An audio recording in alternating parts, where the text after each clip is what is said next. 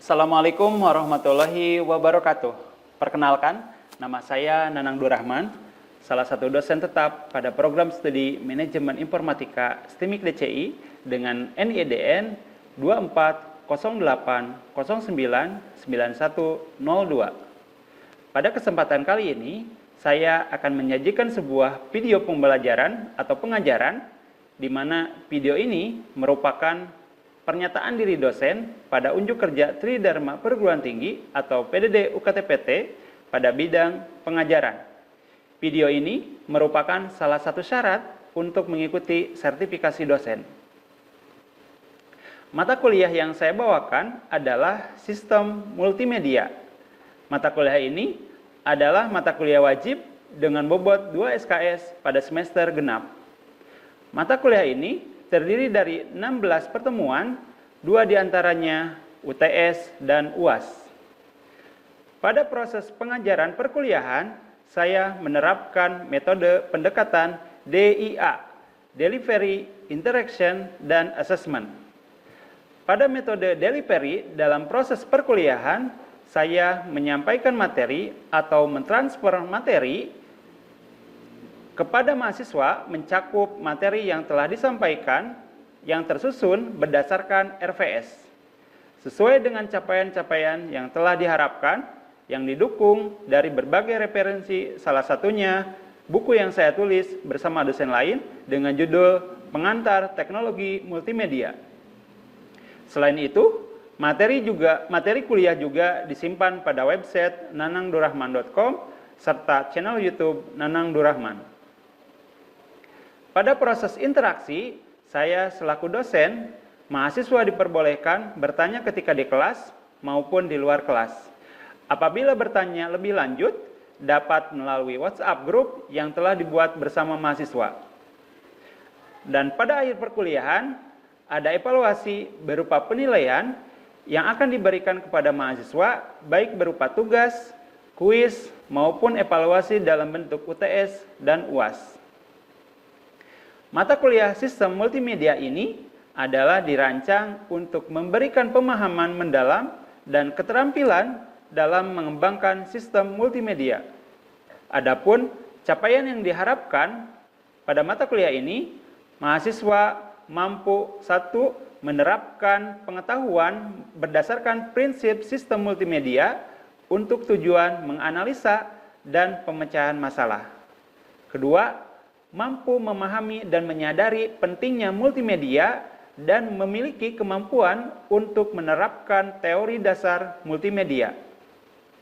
3. Menciptakan produk berdasarkan aspek sistem multimedia. Adapun materi pembelajaran ini mencakup beberapa hal. 1. Pengantar sistem multimedia. 2. Pengelolaan gambar bitmap dan pengelolaan workspace Adobe Photoshop. 3. Pengelolaan layer pada Adobe Photoshop. 4. Seleksi layer pada Adobe Photoshop. 5. Masking layer pada Adobe Photoshop. 6. Cloning layer pada Adobe Photoshop. Kemudian yang ketujuh, pembuatan desain multimedia pada gambar bitmap. 8. Pengelolaan gambar vektor dan pengenalan postspace CorelDRAW. 9. Teknik shaping pada CorelDRAW. 10. Pengolahan objek shaping. 11. Pengolahan power clip pada CorelDRAW. 12. VTech to FAT. 13. Tracing. Dan 14. Pembuatan multimedia pada gambar vektor. Pada saat proses perkuliahan berlangsung selama 1 semester ini, saya menggunakan metode tatap muka langsung, di mana saya dan mahasiswa bertemu secara fisik di dalam laboratorium komputer untuk berinteraksi dan melakukan kegiatan pembelajaran. Pada proses pembelajaran mata kuliah sistem multimedia ini, ada beberapa metode yang saya gunakan. Pertama, metode ceramah. Pada metode ceramah ini, saya berusaha menyampaikan materi-materi yang terkait dengan sistem multimedia. Saya memberikan materi ini secara lisan dan pertemuan perkuliahan secara langsung.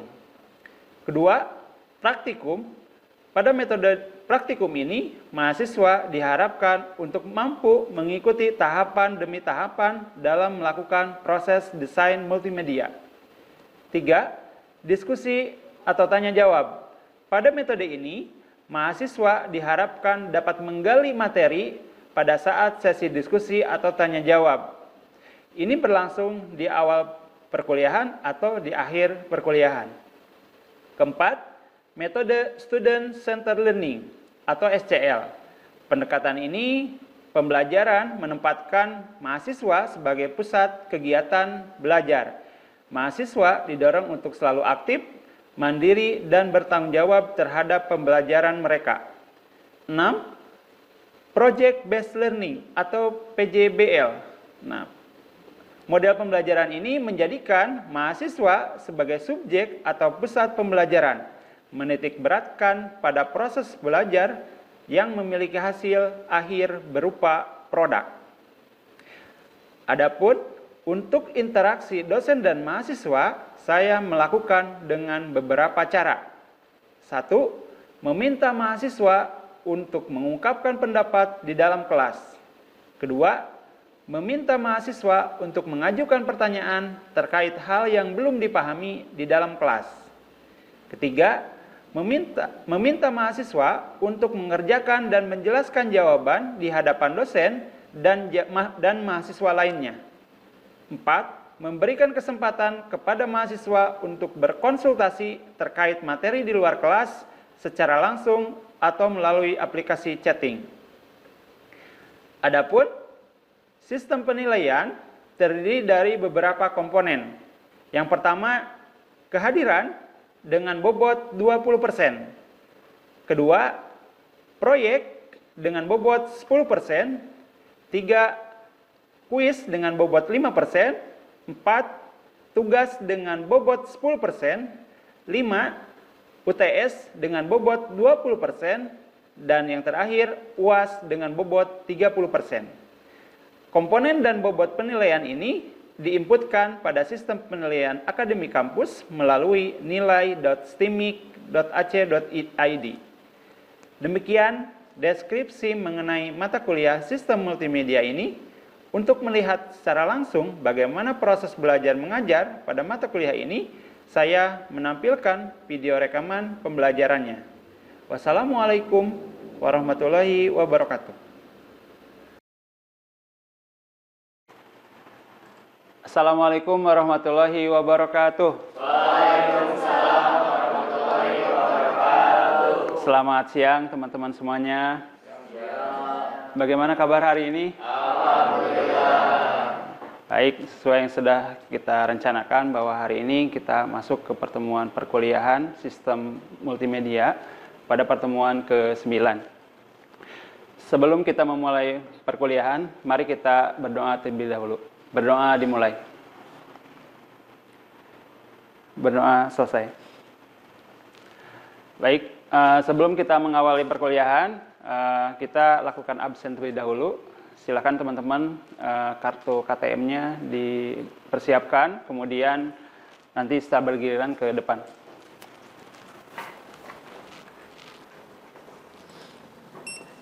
Bentar.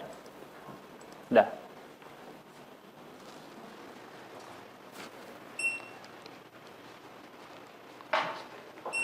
Oke, sudah ya.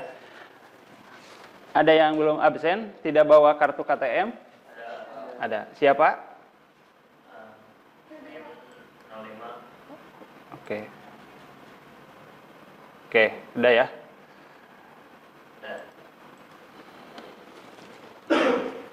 Baik, pertama saya ucapkan terima kasih dan apresiasi ya teman-teman yang sudah hadir di kesempatan perkuliahan kali ini. Mudah-mudahan kehadiran kita ke sini di perkuliahan memperoleh kebaikan, memperoleh ilmu yang bermanfaat.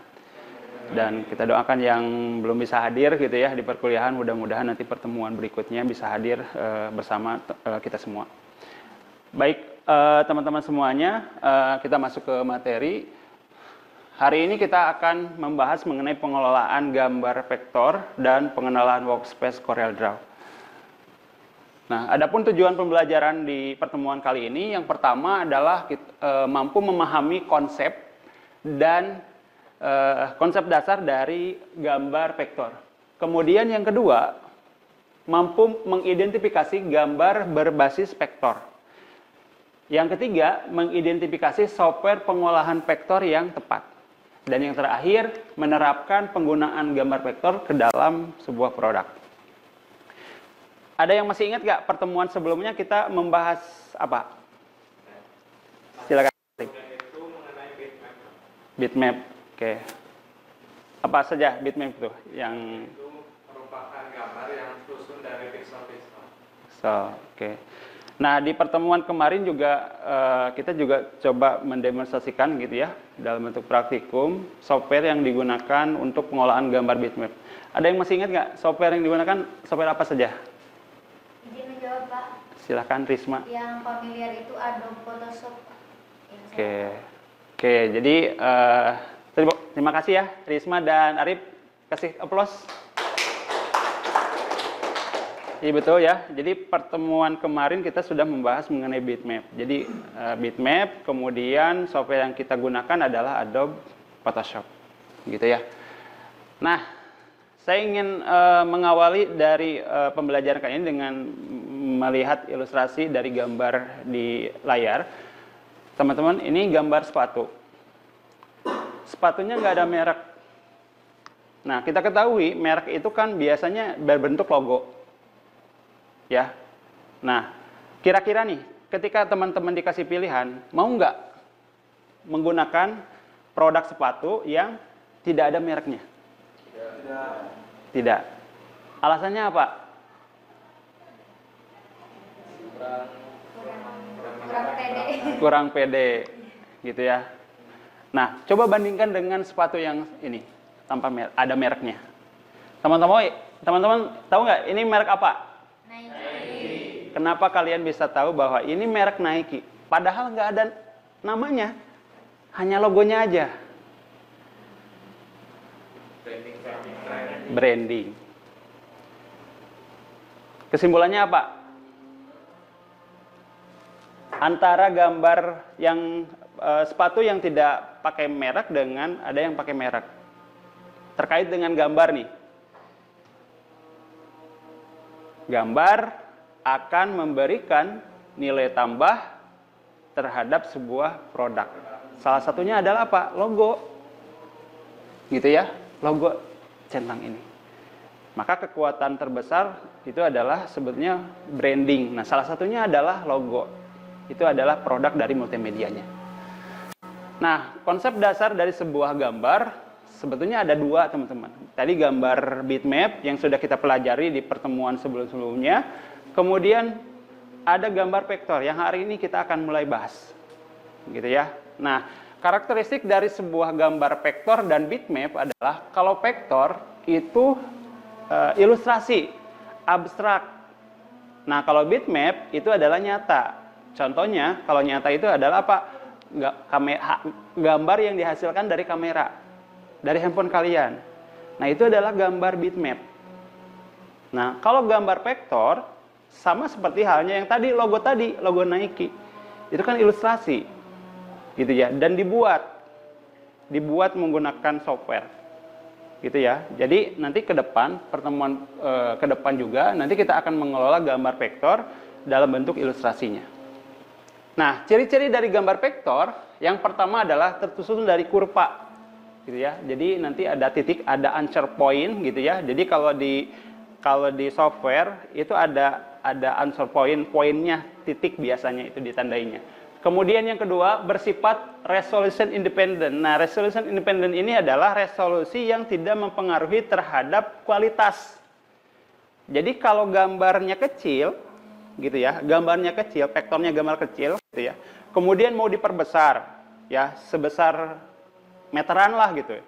Kita editingnya di ukuran A4 kertas, tapi mau dicetak di ukuran baliho katakanlah, yang ukurannya besar. Itu tidak akan mempengaruhi kualitas. Kualitasnya akan tetap sama, gitu ya. Itu kelebihan daripada vektor. Kemudian yang berikutnya adalah cocok untuk pembuatan gambar dengan warna yang sederhana. Warna-warna yang sederhana itu yang Yang satu warna, dua warna, tiga warna, kemudian gradasi warna gitu ya. Warna-warna yang memang bisa kita identifikasi. Nah, berbeda dengan yang bitmap. Kalau bitmap itu ketika diperbesar, nggak satu gambar, katakanlah foto kalian gitu yang dihasilkan dari kamera, ketika diperbesar itu kumpulan warna-warna, teman-teman. Katakanlah misalkan di sini warna hijau. Warna hijau yang ada di sebelah kiri dengan sebelah kanan itu kemungkinan akan berbeda. Tergantung apa? Pencahayaannya. Coba aja teman-teman iseng gitu ya setelah pertemuan ini, nanti teman-teman cari gambar di handphone kalian, kemudian zoom. Mau di zoom di handphone atau misalkan di komputer, laptop, silahkan. Nah itu warnanya akan berbeda antara satu daerah sini dengan sini. Itu ya. Nah berikutnya gradasi warna harus diolah terlebih dahulu. Jadi ada gradasi warna yang bisa dihasilkan dari software atau pengolahan gambar vektor. Nah itu bisa kita tentukan, gitu ya. Nah berikutnya nyaman digunakan untuk melayout publishing dengan membuat format dan ilustrasinya. Jadi biasanya di publishing, di offset, percetakan masih banyak menggunakan pengolahan Adobe Vector. Pengolahan gambar vektor. Gitu ya. Karena apa? Karena mudah gitu ya. Dan ringan gitu ya. Meskipun dieditnya misalkan puluhan meter gitu ya, tetap gitu ya, nanti akan akan ringan ketika digunakan. Kemudian yang terakhir adalah space penyimpanan kecil. Jadi kalau ukuran gambarnya besar, nah tetap ukuran kapasitas filenya akan kecil, gitu ya. Akan lebih akan tidak mempengaruhi. Jadi ini akan membantu terhadap terhadap nanti hasil dari outputnya dari produk si Corelnya. Nah berikutnya ini adalah contoh perbedaan antara bitmap dengan vektor. Ya. Nah, yang sebelah kiri ini adalah gambar vektor. Yang sebelah kanan adalah bitmap. Nah, ketika di zoom 5 kali, mungkin teman-teman bisa lihat perbedaannya. Kalau yang vektor ini di zoom 5 kali, ini kualitasnya akan sama. Gitu ya. Tidak pecah. Nah, berbeda yang bitmap. Ini ketika diperbesar pasti akan buram. Bedanya seperti itu. Itu ya.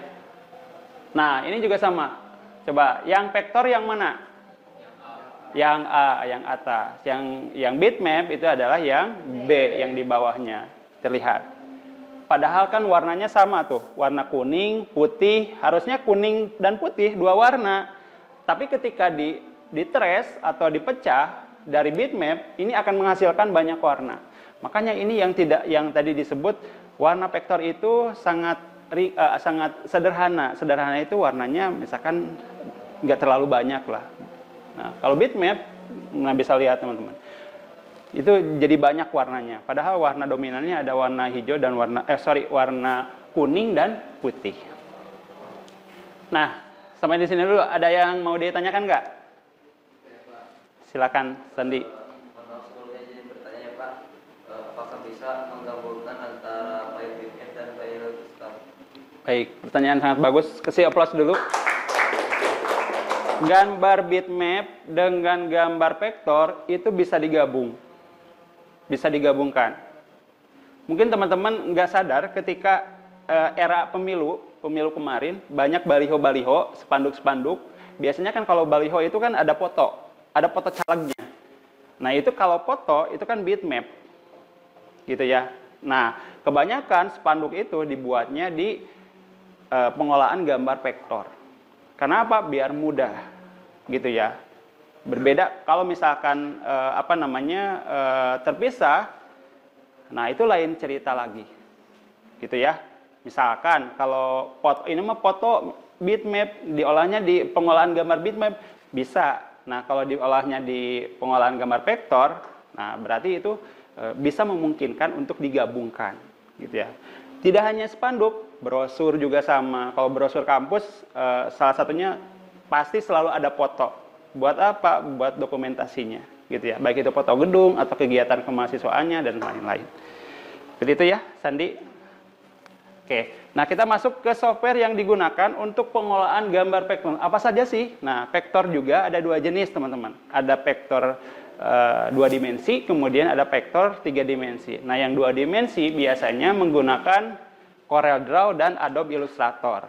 Ini yang sering digunakan, gitu ya, di beberapa industri, perusahaan, offset, dan lain-lain.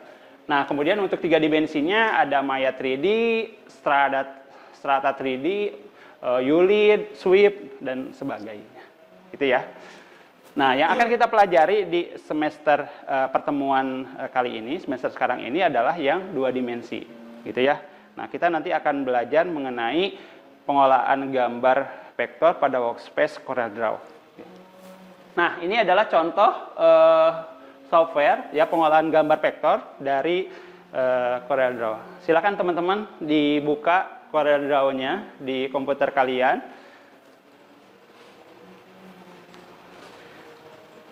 Nah, yang harus diperhatikan ketika menggunakan CorelDRAW adalah versi software, teman-teman. Nah, kenapa ini yang harus saya sampaikan, karena desainer ini sering lupa. Lupa apa? Versi Corel itu akan mempengaruhi ketika Corel itu membuka sebuah filenya gitu ya. Contohnya seperti ini, teman-teman. Kita membuat desain itu di versi 10. Gitu ya. Kemudian ketika kita membuka lagi di file software versi 7 di bawahnya, dan itu tidak bisa kebuka, teman-teman. Nah, maka biasakan ketika teman-teman menggunakan CorelDRAW, nah yang harus diperhatikan adalah simpan file sesuai dengan versi yang kalian inginkan. Maksudnya apa? Itu agar bisa menyesuaikan ketika nanti file itu digunakan atau dibuka di software yang nanti akan dibukanya. Contohnya seperti ini, teman-teman. Nah, save as, kemudian ini yang saya maksudkan adalah versi software harus kita tentukan. Kadangkala kita editingnya di versi berapa? Versi 20. Kemudian file editing ini mau dicetak, ternyata percetakannya hanya punya software yang versi 14. Tentu tidak bisa dibuka. Nah, oleh sebab itu, software yang digunakan di percetakan kita sesuaikan dulu. Kalau misalkan versi 14, kita simpan filenya di versi 14. Nah, kurang lebih seperti itu. Gitu ya. Oke, teman-teman, bisa teman-teman lihat dan silakan dibuka-buka gitu ya. Ini yang atas biasa seperti software yang lainnya, ada menu bar, kemudian yang sebelah kanan ya. Sebelah kanan ini ada namanya adalah tools, ini adalah senjatanya atau perangkat editingnya adalah di sebelah sini ya. Silakan dibuka. Oke.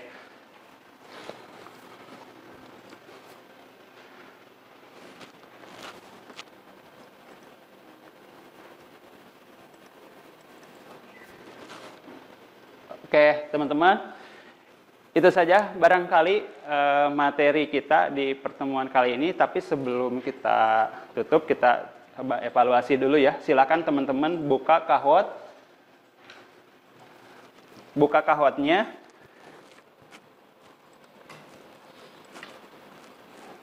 Kemudian tuliskan nama dan masukkan PIN-nya.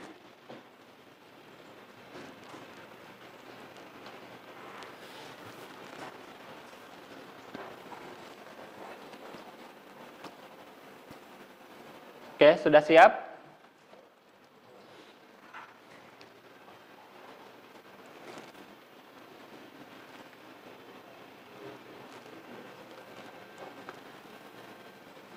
Oke, silakan.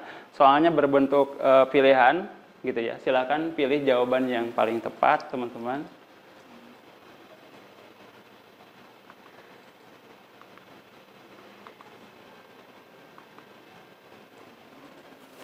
Oke, soal berikutnya.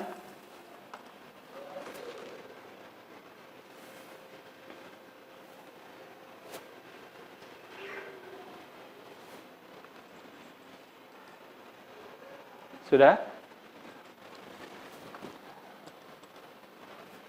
Baik, kita lihat siapa nilai yang paling besar. Yang ketiga ada Cito. Kemudian yang kedua ada Rifki, dan yang Poin tertinggi diraih oleh Fajar. Tepuk tangan buat Fajar ya.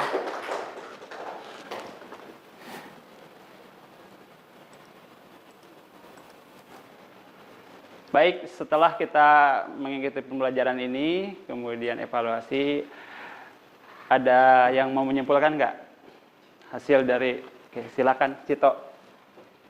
Jadi kesimpulannya untuk vektor ini, materi ini adalah gambar vektor itu lebih fleksibel karena untuk penyimpanannya dia lebih ringan, dan juga untuk resolusinya walaupun diperbesar itu tidak akan bikin ngeblur kayak pecah-pecah gitu Pak.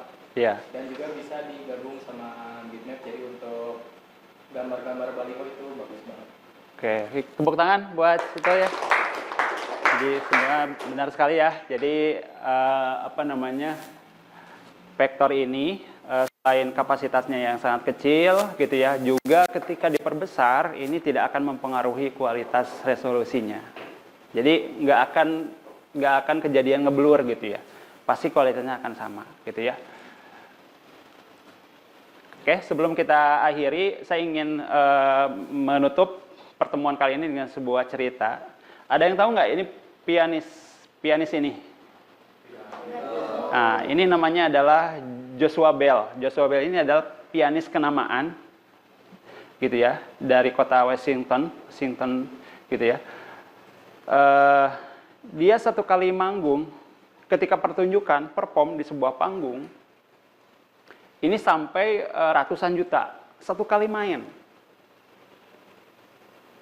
Kemudian ada sebuah lembaga yang men-challenge gitu, challenge untuk apa? Main pianis di lorong kereta. Waktu itu keretanya kereta bawah tanah gitu ya. Dan apa yang terjadi teman-teman? Ketika di panggung dieluk-elukan menjadi star gitu ya, bintang, kemudian dengan bayaran yang sangat mahal. Namun ketika ditempatkan di lorong kereta api gitu ya, jalanan, katakanlah ngamen gitu ya, dia menghasilkan uang nggak sampai sedikit lah, nggak sampai jutaan gitu ya. Nah, kesimpulannya apa teman-teman? Terkait hubungannya dengan multimedia ini?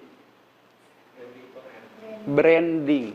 Nah, di mana branding tersebut adalah tidak akan terlepas terhadap apa? Terhadap multimedia. Ya, jadi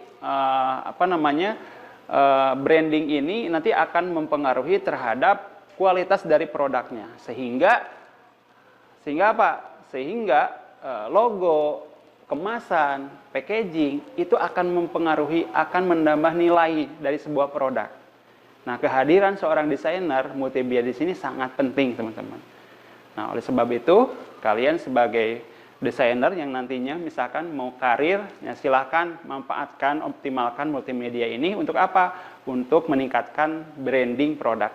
Nah, referensinya teman-teman selama pembelajaran pengolahan gambar vektor, silahkan teman-teman bisa baca buku pengantar teknologi multimedia yang ada di perpustakaan. Nah, kebetulan ini saya rancang dan saya tulis kolaborasi dengan dosen luar di kampus gitu. Silakan teman-teman bisa baca. Baik, teman-teman, itu saja yang bisa disampaikan di pertemuan kali ini. Mudah-mudahan apa yang disampaikan jadi kebaikan dan jadi ilmu yang bermanfaat bagi kita semua. Mohon maaf bila ada kekurangan. Wassalamualaikum warahmatullahi wabarakatuh. Waalaikumsalam.